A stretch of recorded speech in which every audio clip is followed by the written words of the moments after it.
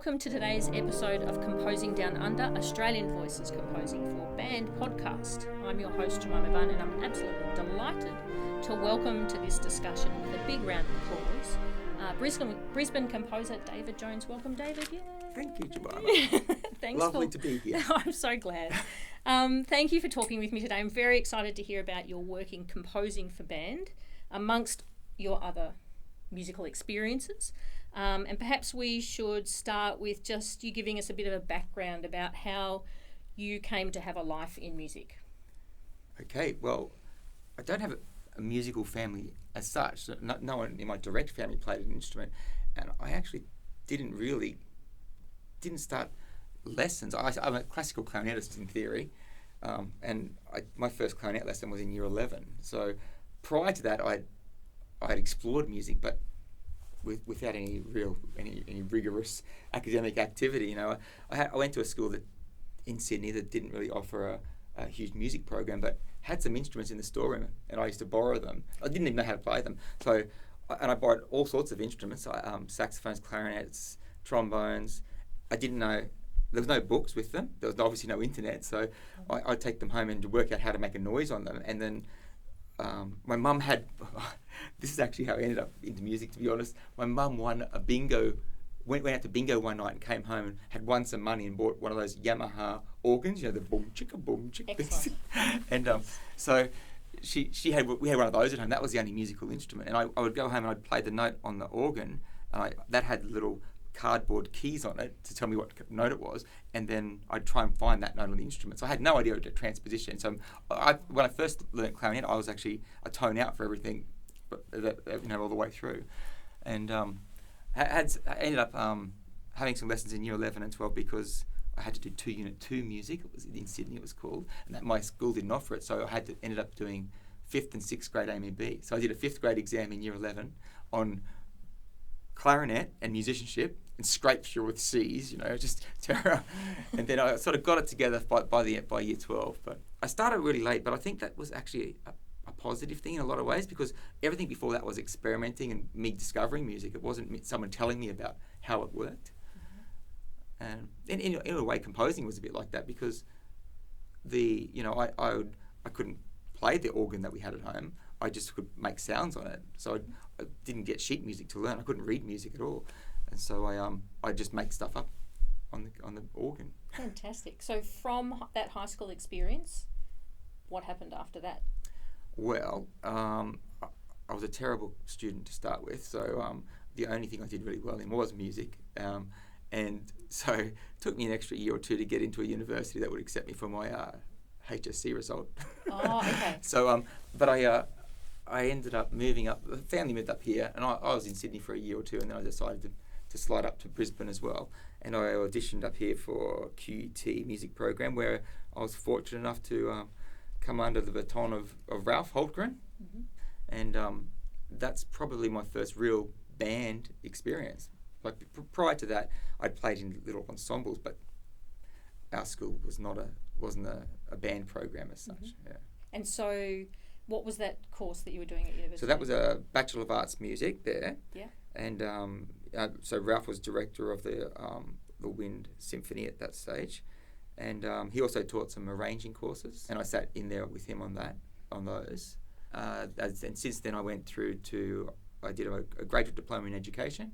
Yep. A few years later, and then a master's at Griffith Uni at the Con here in composition. Oh, okay. And so from obviously you currently work in a music education mm-hmm. role at a school as a director of music. Yep. And that has been your full-time employment? Well, effectively, I mean, it's hard for me to separate.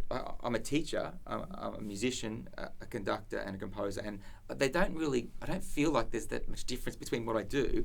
They're all just always there, and they're always a part of what's happening. But ultimately, I teach music. That's my occupation. Mm-hmm. Yeah.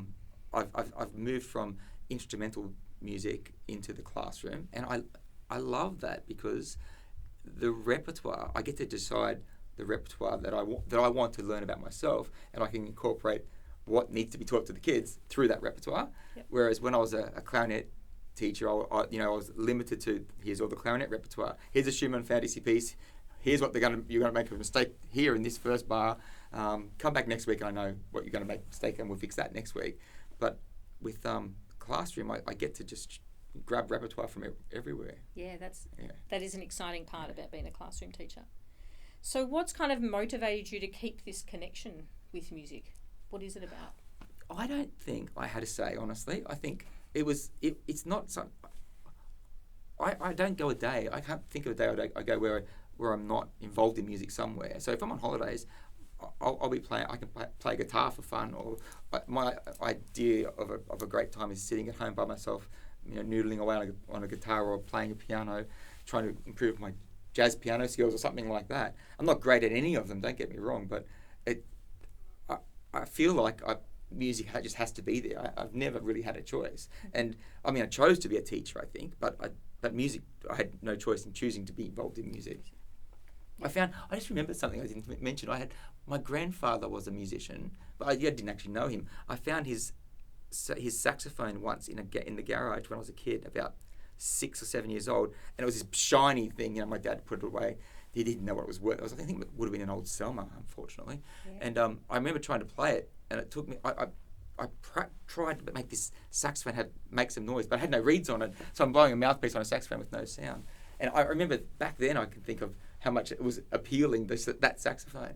And I'm getting sidetracked already. This is like my music class. That's okay. This is exactly what I do. So I remember my kindergarten teacher, Miss Rice. She played piano, and she used to play this song called "The Sun Is a Very Funny Fellow." And when I went into year one, my year one teacher, Miss Masters, played the same piece, and I can remember telling her that she was doing it wrong. I didn't know anything about music, of course, and now I can remember exactly what it was. So my kindergarten teacher was playing stride left-hand piano with chords and filling out the right hand with chords as well. So there's big fat sounds, and my year one teacher was playing the tune with her right hand and playing the bass note with her left hand, and that was it.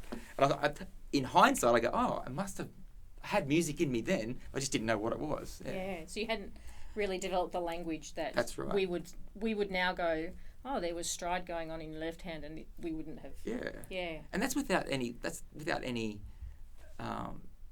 anyone around me playing either. So it wasn't like my kids are surrounded by music. They were in concerts the night before they were born, and ever since they've been in concerts. So they can't help it. But there must be something there that's more than just what you learn. I guess there must be something in you. I guess it's human, isn't it, in the end? Yeah. The interesting connection is with your grandfather who you didn't know. I find that quite a fascinating kind of story or thought. Did something come through there without us? Yeah. Like obviously it's not a genetic thing scientifically, but is there something that... Yeah. It's an argument or a chat that my wife and I have often about, what degree is... I'll take effort over talent anytime, like that, with everyone I teach. But some kids find it much easier to get better quickly, whereas effort will result in improvement regardless. But there's something there, isn't there? Something else. Yeah, I think that's a big question in music, in education especially, about that gifted, talented towards the grit, the effort that it takes. Yeah. I think there's always a natural interest is really important. I think that's what I was always there. So what was it, or who was it, that drew you towards composing? Well, I think, like I said before, I've always created music, terrible music, some of it, don't get me wrong, but I've always made my own music before I even played other people's music, and perhaps because I didn't have those literacy skills, for music literacy skills to start with, so it was always a case of just creating the sound, and I think there's something about not the way the sounds go together, but the sounds themselves that's appealing to me. I can remember at one of my first clarinet lessons, my teacher was also he played synthesizer in a band, and I heard a synthesizer for the first time live, and all he did was play a note, and he could have just held the note and played it forever, and it's just the sound that I'd never heard before. It was a new sound, and just the quality of it, the timbre of it itself, was just something completely new. So there's that appeal of new sounds, isn't it? I guess that's what composing is, trying to say something new. because since having improvised as such with those sounds, you have made it more formal because you have published works as a composer. How did you get to that stage of publication? Oh, well, I remember, I'm old enough to remember writing concert band scores before notation was available on music notation on software was available. Yep. So just prior to the old Atari notator, I remember I finished my first concert band score, and I guess this is kind of goes in line with what I teach my kids. I tell them to write for someone who's around them who can play it. So once you write it, it's got to be played before it becomes real music, I suppose. So I'd finished a concert band score and I gave it to Ralph Holgren, and said, it took me all summer to finish writing out the parts, and everything like that. And I remember I wasn't at the rehearsal that he played it at, and he gave it back to me, and I said, "How was it?" He says, "Oh, it was challenging," and I think he meant it was challenging to their ears, not challenging for the notes. Yep. But I haven't gone back there to revisit that one, but I've got it sitting at home still. And one day I'm going to go back and look at it, because I think what you have as a young composer is you have all these great ideas, and I get really jealous of the kids that I teach. I wish I still had that freedom to be as creative and wild as they will be, because I know what's supposed to happen in a lot of ways. You get a little bit stuck in that saying, well, that note really should go to that note. That's what everything about it says that it should, but kids don't do that, and then they end up with all this really interesting music. Anyway, so I started off by, in for the concert band sense, I was writing that sort of stuff, and then I'd study other concert band composers' scores to say, how did they do this? How do they get that sound? Look at there's some of those more formulaic approaches to composition, which I looked at and learnt about, because I think if you know that, then you know where to step off from. You stand on the shoulders of people who've gone before you, and then you can step off in your own direction. And there's things about that approach that I learnt what works when you write for an ensemble, certain ensembles. My first published piece was Streets of Forbes, and that would have been about 2000, I think. And I've always written music since. Right up to that point, I've always written my own music, but lots of it's just sitting in a drawer somewhere at home.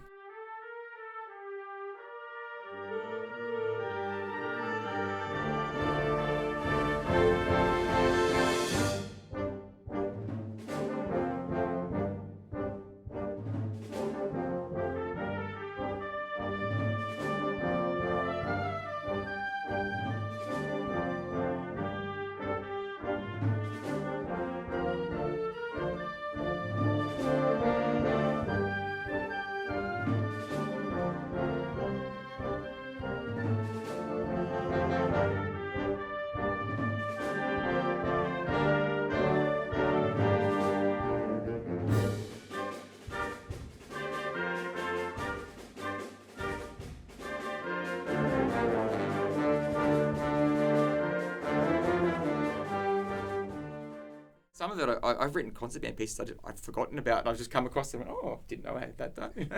Just sitting there waiting. Yeah. Is there something that you as a composer are pursuing in your compositions? Like, do you have a sound or a character that makes... That might be a separate question. Well, no, I think all composers, I think we're all looking to say something that's hasn't been said. That's the big desire. You want to write something, and someone goes, "Oh, you know what? I like that, but it's also different. It's new," and I think that's a huge challenge. It's probably the hardest thing about writing music, is not getting stuck in writing something again, not just doing something that's already been said. There's benefits, like I said, for exercises where you develop skills in being able to score or arrange in a certain way, but ultimately, when you compose, you want to just say something new. There are things about my music I know that sometimes I have to avoid doing, because I am so attracted to certain sounds. I love that flat 9 and sharp 9 sound in a band. I just love that sound, and I know I can think of a few pieces. Tempest Rising, I think, right at the end of that, I remember there's a flat 9 chord, and I keep getting drawn to those sorts of sounds. So I'm really conscious of myself when I throw them in. And there's a particular rhythm. There's this quaver semi-quaver triplet rhythm that I love, and I've used a lot in lots of pieces, but not necessarily published ones, because I find myself deliberately trying to avoid putting certain rhythms in. I don't think I have a particular sound. I have a particular desire though to write stuff that's new. I think that's where I want to go as a composer always, and I guess that's why my favourite pieces are always the last one I wrote. Yep. You know, and the second last one I've forgotten about by the time I'm writing that last one. Do you think that your character comes through your music? I think it can. Well, I mean, yeah, it has to, because you know the nature of art, of any art, is that it's going to reflect the society and the people that write it. Mm-hmm. But what your character is at any particular time can be very different. So that latest piece that you've published, the three-legged dog, that was a weekend of me writing music, that I'm trying to find humour in music.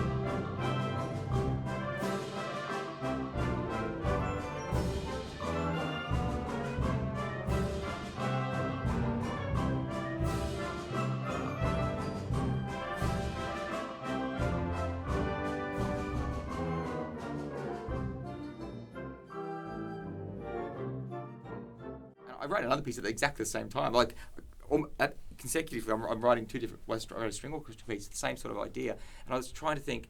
I was trying what makes music funny? Like how do you? Because it's a really hard thing to get in music. I think to get humour into music, and that was me, mm-hmm. trying to express part of my character, I guess, at that particular time. But then there's darker moments as well. I just finished a brass band piece, and I had a bit of a exciting holidays where some health issues and things like that, and I was feeling a bit old and dark, and the piece comes out that way. It's the inevitable march of time. Yeah, and I guess it's that almost autobiographical kind of thing, that it is you at that moment. That's right. Yeah. And that it then feeds you for the next moment as well. Yeah. So the character changes, but that's because you change as a person at any particular time. Mm. Are there times when you've been composing a work and have come back, not been able to go back to it because... I know exactly what you're saying, and I definitely have done that. And I think you've got a couple of my works published that started in another direction, and I ended up ditching the first half of the piece because the second half of the piece went in a different way. Driven wasn't what it was like.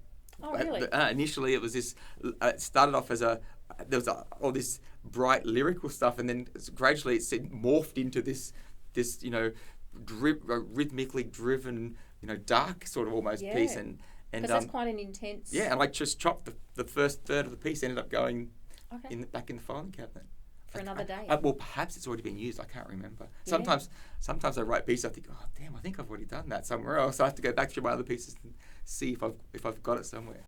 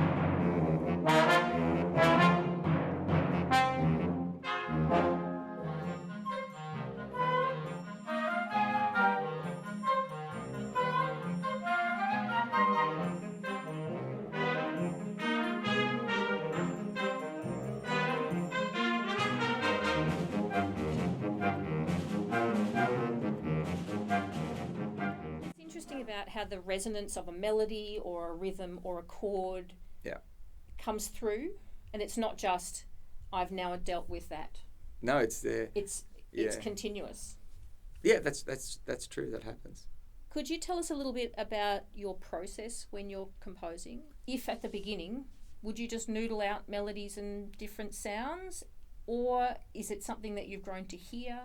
So initially, in my younger composition days, my ears weren't as developed. And I can remember having a conversation with Ralph about this, saying, I said, look, I just want better ears. I just want to be able to sit down and write a piece without having to rely on the piano. And when I was I couldn't do that at all when I was younger. I was always at the keyboard or something like that to get started. These days, I'm familiar with the sounds. I know your ears develop, and when you've been conducting ensembles and stuff like that, you're used to, you know what's going to come out of the sounds. And obviously, rhythm's never an issue. It's always been that vertical harmony that we all want to make sure I can hear, and hear where it's going to. So, in terms of my process, I used to never use the computer until I'd have a really strong draft before I get near a computer software. But these days, I'm trying to deliberately use the computer more, because I feel like I find all these scraps of paper everywhere that was an idea that just disappeared, and now it's just an easier way to organise everything. And that gift of being able to, the parts are going to print out and just be there, and you can change something straight away. So these days I've almost got to the stage where I'll sit at the computer and start a piece of music. I've still got, we've probably got another half an hour of me sitting at the piano just beforehand, maybe with some ideas. The most common way these days is, I'll be driving in the car with an idea the 30 minutes in the car on the way to work, if the kids haven't got the musicals blaring, and that'll be where it starts. And then once it starts, if it's a good idea, it happens straight away. So I'll go to bed thinking about it, wake up thinking about it, and just looking for a time where I can sit down and get stuff done. Every now and then, you come across a glitch along the way, or a bump, or a piece where you just go, I just hate this bit. What am I doing? That happens. I say to the kids I teach, you got to work through it. That's where you get to the end.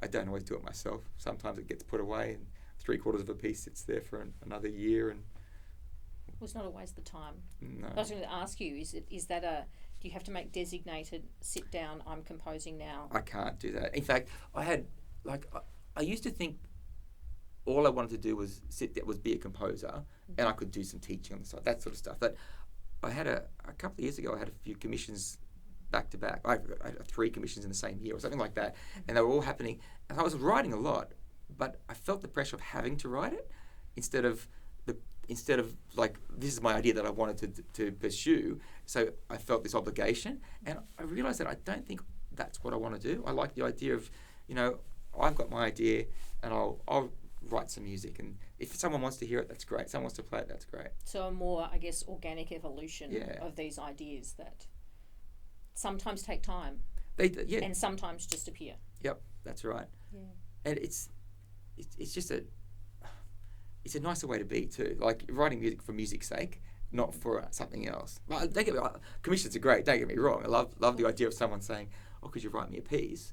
Mm-hmm. But when I do, all the commissions I've had so far that I can remember, it's always been they've been kind enough to say to me, "The style is your choice.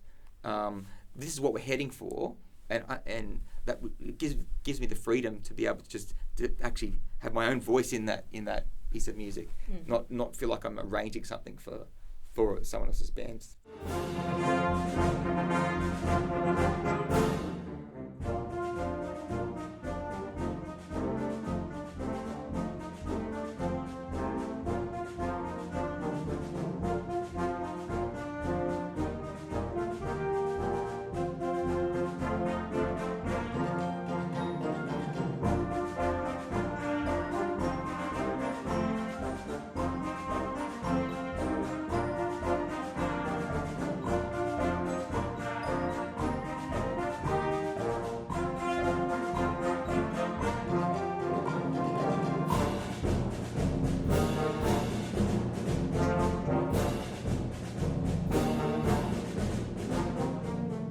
before you were talking about hearing something. Is it usually melodic or rhythmic? Yeah, that's an interesting point. So it can be either. Obviously, it can be that there's the marimba idea in Tempest Rising was that was the beginning. Dum digga dum dum digga dum dum digga dum digga dum digga dum dum, that sort of stuff.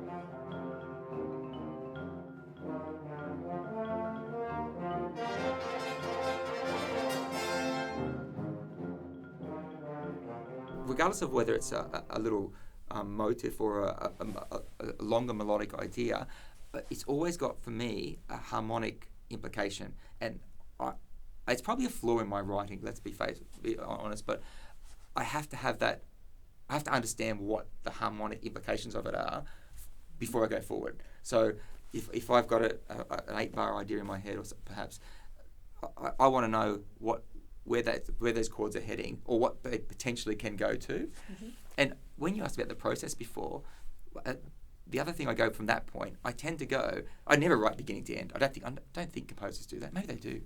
I never really asked anyone. We'll soon find out. Well, I'll have to listen to your podcast. Correct. But I always end up writing from that cell of an idea and expanding outwards somewhere. And there'll be, perhaps I've got a contrasting idea that's sitting over by itself, and I've got to try and connect them up. But the thing that I tend to do is have the whatever the idea is, I build it to its fattest moment, to as big as it can be, or as busy as I'm intending it to be. So the climax of the piece is probably the bit that I'll tend to write first, and then maybe this is cheating, and then I'll take a line out and say, well, what that line might be suggested will come along a little bit later, and then I'll take another line out, and that might be the second half of the first section, and then it seems to the people that listen to it, or the performers, that that was quite clever, because he started with this and added that, and then somehow they all worked in together. But in reality, it all worked the other way. Mm-hmm. And I guess then you have the opportunity to grow an idea, or take it back to a sparseness where it comes from. That's right. As well, but it's not always a linear process. No, it's never a linear process for me, to be honest. I find myself writing lots of connecting material between my ideas often. And my scores would be chunks of things happening here and there, and then how do they get them to that? The problem that I've got to solve is to get that first section to connect up to that next section in a logical and musical way that it feels natural, feels like it arrives at it and hasn't been just tagged on. Are there times where that just doesn't happen? Yeah, of course, there's times where I just write crap. Edit that. No, you're allowed to say that. Thinking about that composing process, do you have people who have influenced you to compose in a particular way, or to take a particular approach? I think, we're all a result of the people that we're around us, obviously. So, like I've obviously mentioned Ralph a couple of times already. He is a big influence on how me developing my own voice in composition, without a doubt. But everyone you listen to, every piece you play, effectively is informing your composition somewhere along the line. And I listen to all sorts of music, so I've got a very eclectic playlist, and it means that it gives me some opportunities to explore different areas, I suppose. I don't think I don't deliberately try and write like anyone. Except when you wrote Rhapsody.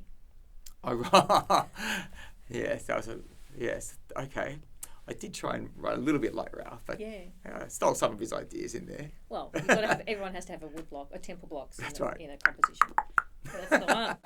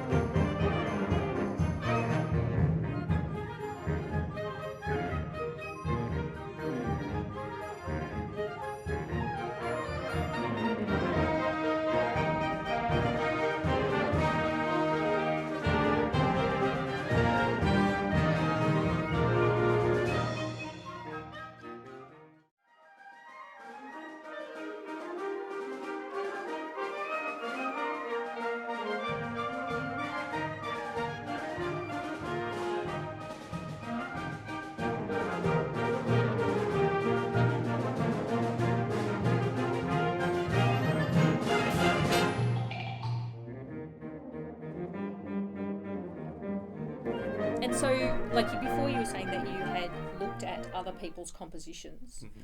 Who were those composers that you looked at? So I look at the lines of Bach, without a doubt. All those Baroque composers that just where it's all about the horizontal direction, like of that single line, and where the harmony becomes a result of the lines. Mm-hmm. But then you look at the late Romantic composers, the Wagner's, Mahler's, and even the early Romantics, the early 20th centuries, the Ravels, and the way they score trombones, for example, right up in the stratosphere. You think, wow, listen to how that sounds when you put 3 trombones up there above the staff. It sounds so different than when they're down in the middle of the stuff, where we tend to write lots of stuff, I suppose.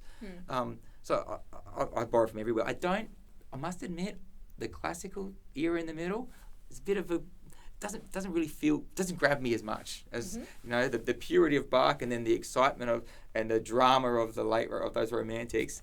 And then I love the neoclassical stuff and the Copelands, and then you get into the John Williams sort of style of scoring. I steal from all those guys in terms of looking at the way they arrange the music, the way they score it. Mm-hmm. Wasn't Stravinsky that said that a good composer doesn't borrow, he steals? Did he say that? I think it was. You'll have to look it up. Okay. Well, you can check it. I'll can fact check it. That's right. Yeah. That's right. Yeah.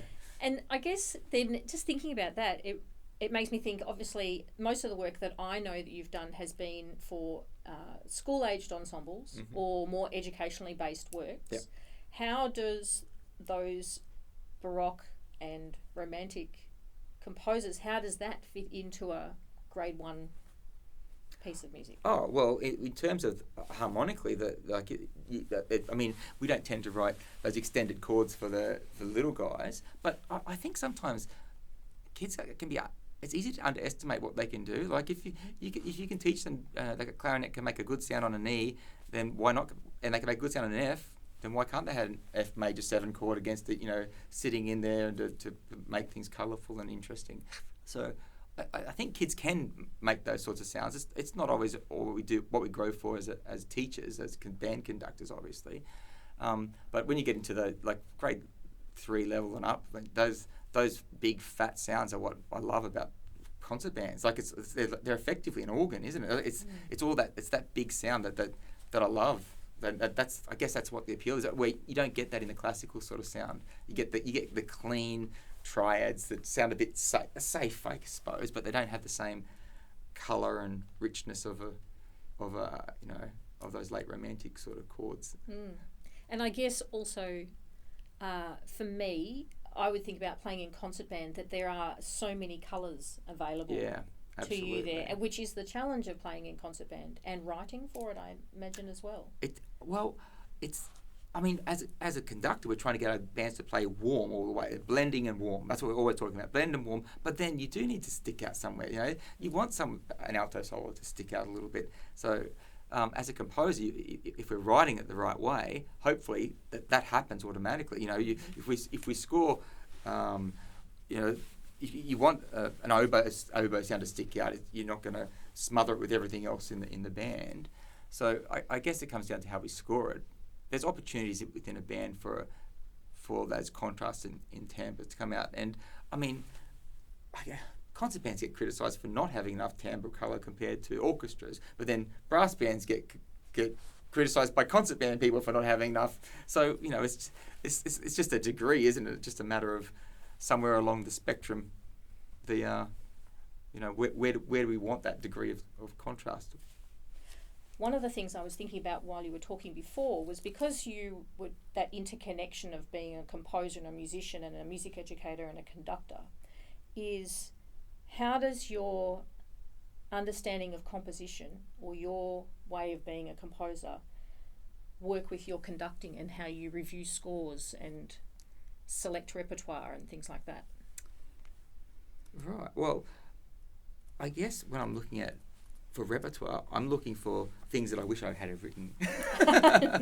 So you find something new or something different, and I think, oh, that's an interesting piece of music, isn't it? Mm-hmm. Like, so I've just grabbed Claire's piece, Migaloo. Migaloo, yeah. And I thought that's something different and new. For yep. I think it's a great little piece, and I think I wish I had have written that. That's a great idea. So. Yep. I guess that's part of it. You're looking at you like the way it's been written and conceived. I think it makes it easier to understand because you're thinking about the way music's scored and the not the technical demands, but just I guess the way it's voiced and the way it's balanced across a band. You can look at it and say you understand what it's going to sound like and know what to expect from an ensemble, or the challenges in realising it. Because as a composer, you would sometimes I see things I think, would I write that? Maybe that's a really brave person writing it, but if it can still work, it can work, depending on how the conductor decides to make it work. That's part of their role. You put a good musician in front of the band, then you're going to get different interpretations, and they'll be able to make the music work if the substance is there for them to work with. So that's tricky. I think I still come from it as a teacher's point of perspective. I still feel like I'm a band director who writes music. Mm-hmm. Does that make sense? Yeah. Yeah. Could you identify any pieces that might have influenced you as a composer? Well, that's tricky. In individual pieces. Well, I mentioned Copeland before. I love that Appalachian Spring, those open sounds, and they seem, perhaps because they resonate as a kind of band sound in an orchestra. I guess that would probably be, those sorts of sounds would be something that I've looked at and gone, oh yeah, I would like to write those sorts of sounds into a band. The idea of, well, yeah, I mean the traditional, the functional harmonic approach that's developed from the Baroque era. That's something that is ingrained in me now. Like I can't get away from it. Like I was saying to you before, even as much as I'd like to, sometimes I've got to consciously break from it to make sure to be a bit more exciting. But I still feel like that those are the big influences on the way I write. That there's a sense of voice leading on. This note wants to go to that note. I think it's hard for me to get away from that. And I guess that's ingrained now from trying to learn the way it would normally be written. And I mean the reason that they're not rules, are they? But the reason they're there is because people worked out they work. That's the way that the music wanted to happen. So, well, thinking about those pieces, what's on your listening rotation today? What was the last thing I listened to? I listened to Bobby McFerrin and Yo-Yo Ma's Hush. Have you come across that album? No, I haven't. It's brilliant. It's from the early 90s. And it's just Bobby McFerrin voice and Yo-Yo Ma on cello, and there's some overdubbing, but it's a great little piece of music. And I was showing it to my Year 9 kids today as we were talking about children's music and how simple music doesn't have to be boring. Mm-hmm. And we're looking at one of the tracks on there was Hush Little Baby from and it's just a great little track. Mm-hmm. So I've been listening to that. I was listening to, what is his name, C6 Steve, who is a blues guitarist. I was on Bach on Sunday morning, having a listen to there. That's my go-to, I must admit, of a Sunday morning. Anything in particular? The Goldberg variations I was listening to. That, but I like the keyboard stuff. Mm-hmm. Do you have a performance that you like the most? No, I'm not. You know what? I was just talking to one of the kids about that just before you arrived this morning. And I don't have. It was a clarinetist, Ben, and he was asking me. He was saying, "Which is your favourite clarinetist?" And I went, "I've never been my person to think of the performers as the preference. I get maybe because I write. I don't know, but so I don't think about Sabine Meyer or Martin Frost or those guys as being the clarinet player. I think of the person who wrote the music and as to what the music sounds like. So I'm sort of the same with bands. I don't think of how good the band is. I think of how good the music that was written for the band is. And I guess that sort of goes across all of my musical tastes, I guess. Because the interpretation of the Goldberg is it could be wide and varied. Absolutely, depending on, who is performing it. Of course.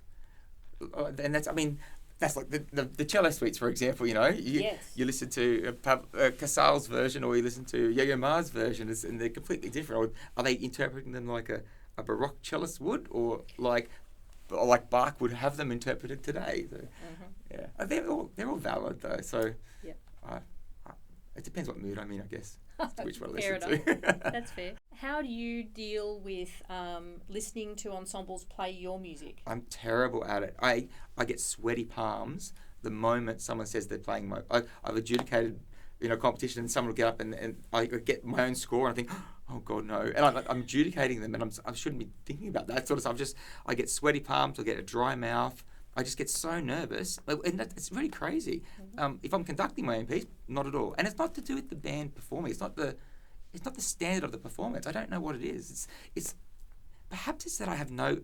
I'm not a control freak at all. Don't get me wrong, but perhaps it's that I have no control over what's about to happen of my music. I don't know why. I'm terrible at it, and I don't know. It's just very strange. Do you mean like? Because they may play it in a way that you haven't? No, I don't have any problem. In fact, I love the idea of somebody saying, "Oh, you know what? I think you should have this should have had a row there. This should definitely crescendo into that. Why no way you've got a decrescendo? Fair enough. Just go for it. If it's a good musician, make something musical about it. So it's not that. That's what I mean. I don't know why. I don't know why I get so nervous. Maybe it's that I'm thinking, what will everyone think of this piece of music? I don't know. Self-consciousness. Maybe. It's strange. It's interesting. It's a strange thing. It's interesting because even as a performer, we put something out there and we receive feedback from that. Yeah. So you are putting something out there. It's a little bit more concrete, I guess. But it's intimate too. It's like this is what I think is what matters in music. What I'm putting out there. Yeah. And then all those people listen to it. It's quite a statement of self at that moment. Yeah. But having said that, I tell all the kids I teach composition and performance, same story. Get out. You've got to put your music out. You've got to play. It's got to be played. In the same way that a performer has to perform. You do have to play your music in front of people. I'm sorry, I don't know the date that Streets of Forbes was originally published, but it must be over 20 years ago. I'm sure it was 2000. Yeah. Yeah. So do you think your style has changed? Your compositional style and process has changed over that time? Yes, it has. I'm much more willing to deliberately break the rules now. I feel like I've earned the right to now, though. Whereas back then I didn't. I felt like, oh gosh, if I send that in the wrong direction, all the people that know what they're talking about are going to listen to it and say, well, what is he doing there? So now I feel like I'm much braver in that sense. I'm not worried about whether people accept the music or not. I just write what I would like to do, and there is I'm in no way at the edge of the envelope in terms of avant-garde music. That's not the way I've told you. I have this sense of harmony and tonality that I feel like I'm obliged to have, personally obliged to have there. But I'm much more inclined to stretch those ideas now and be a little bit braver, I think. Yeah, than I would have back then. But I really like the early stuff that I wrote, though. I have a good connection with it. And it's funny because they're the ones that I can look back at now and feel a little bit detached, look at it separate and say, oh yeah, I like that. There's things I would do different in almost every piece I've written. Almost every piece. Yeah. And in fact, I'll sometimes be conducting a piece and I'll go, you know what, I always wanted to do that, so let's just change it, just change that little bit there. Yeah. And sometimes I think, I'll conduct something because I'm terrible at score prepping my own pieces. Right. And so like because there's different stages of the work, sometimes I'll get up and I'll conduct it, and I'll be conducting something that doesn't exist in the work because it was in the two versions before that I didn't put in. Aside from bravery, has in terms of in bravery to put out new sounds or to expand your repertoire of sound, are there other things in your process that have changed? Let me think. Has your voice changed? Yeah, well, I guess that's, if you look at the style of writing, I think it's changed. I'm not sure if I can put my finger on what it is that's different. I don't want to use the word conservative for the old stuff because I don't think it necessarily is, but there's a difference in the approach. It's quite a varied lot of styles throughout the works. Some are quite humorous. Some reflect upon the Australian folk song. Yeah, so, well, that's, I mean, I know we're talking about the Australian voice, and I think there's that early stuff's existing at a different time in Australian band repertoire history, isn't it? And it sort of fits into that. Like, I was, how old would I be? I was 30 years old, and I was sitting underneath all these other great composers and trying to think, how can I be like those guys, I suppose.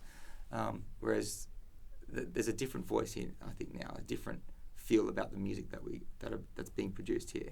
Which is also a cultural Australian thing as well as a absolutely. personal. It's well, like I said, we exist within a culture, so we have no choice but to reflect what's happening there. And I think that that what was happening 40 years ago, is that what it was? 30?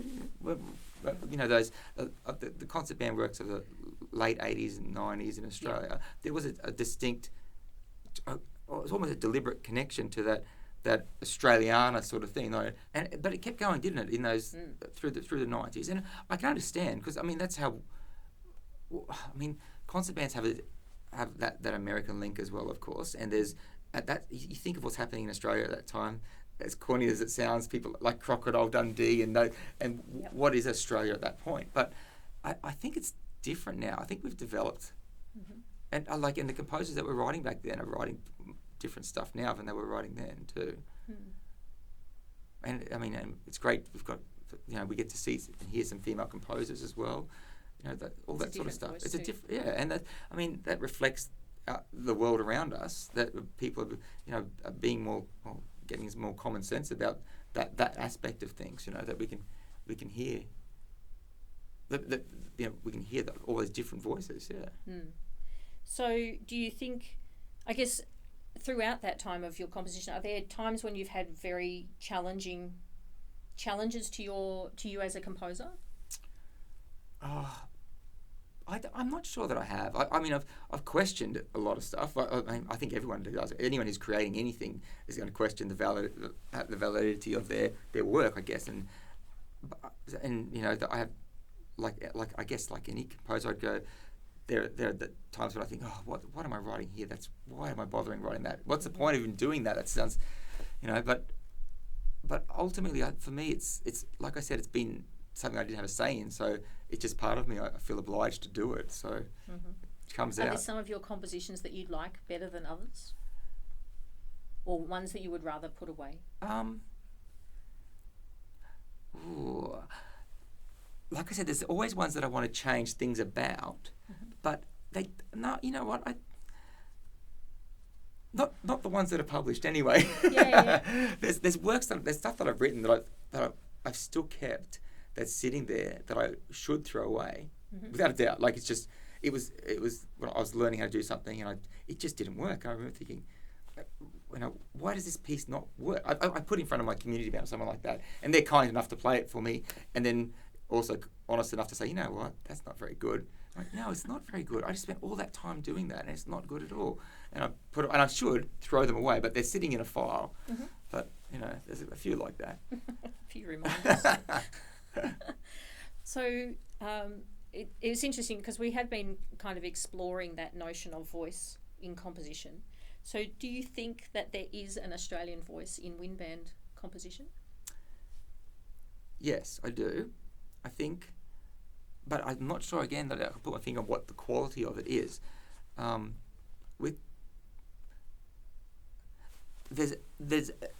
We talked about the earlier Australian voice in terms of our era, yep. but relatively early. But I think the folk song Australiana kind of connection. Yep. I think we've moved away from that, and it's not just music. I mean, other arts in Australia have moved away from that too. There's obviously things like the Indigenous connection there's room for more to explore. Female composers and going down that road, but there's also the sense of we don't have to be, that have a swag hat and a Billy Boyle to brushing away the flies. Yeah, we can actually we can be an urban sort of setting, or it could be we can be a modern world person and producing music that's for our world. I don't think, and I think that's where we're going. It feels like that's where we're going. Mm-hmm. It's a hard question, Jemima. You're gonna have to ask a lot of composers to get an answer for that. Something for us all to reflect upon, I guess, is it's a question that has come up quite often, and hopefully through this podcast we can explore that kind of notion just to see where Australian wind band composition is going. I wonder if it's got something to do with the fact that we don't have the same exact tradition that they have in the States. That's perhaps that alternate environment that we've grown up in gives us just that little bit of... There's something different about it. What is it, though? It may remain unanswered. Okay. Not too sure. We'll have to keep going. We'll see what happens. What would you like performers or band directors to know about your music that they may not? I'm not precious about it. I think, like I mentioned earlier, I think that if there's an idea that makes the music better, then feel free to play with it.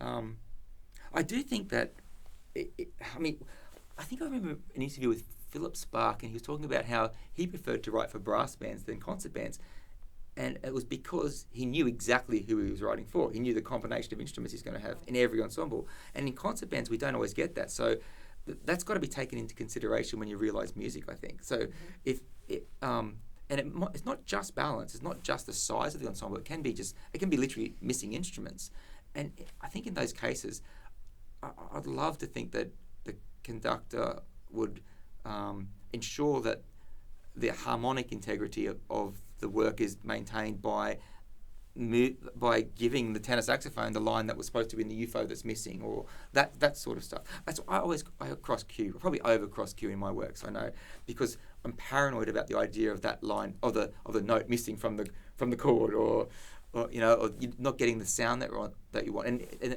sometimes it can mean you can the conductor can say, you know what, can you just play all the cues because it fills it out, but then you lose that timbre contrast that we were talking about earlier.